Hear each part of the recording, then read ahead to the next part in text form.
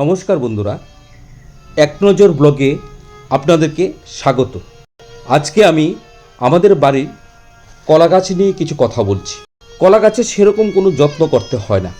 কলার গুণাবলী অনেক, সেটা আমি না বললেও আপনাদের সকলেরই জানা।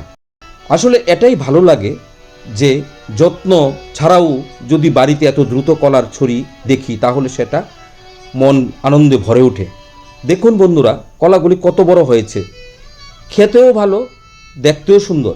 কলা গাছেতে শুধু কলা খাই না, কলার মোচা, কলা গাছের মাঝখানে যে টিউবলেটের মতো সাদা অংশটি থাকে সেটাও অনেক স্বাস্থ্যকর খাবার। আধুনিকতার যুগে আমরা বিভিন্ন ওয়ান টাইম থালা ব্যবহার করি যেগুলি স্বাস্থ্যকর নয়। নতুন প্রজন্মের যারা আছে তাদের হয়তোবা জানা নেই যে আগে আমাদের সমাজে সকলেই কলাপাতা ব্যবহার করে আমাদের সব অনুষ্ঠানে চলতো। সবচাইতে একটা মূল্যবান কথা হলো কলা একটি সম্পূর্ণ অর্গানিক। অনেকে বাণিজ্যিকভাবে কলা উৎপাদন করে বলেই আমাদের সমাজে কলার চাহিদা পূরণ করা সম্ভব হচ্ছে। যাদের ছোট বাড়ি ও সীমিত জায়গা তারাও ছাদ বাগানে চাইলে থার্মোকলের বাক্স বা হাফ ড্রামের মধ্যে কলা গাছ লাগাতে পারেন।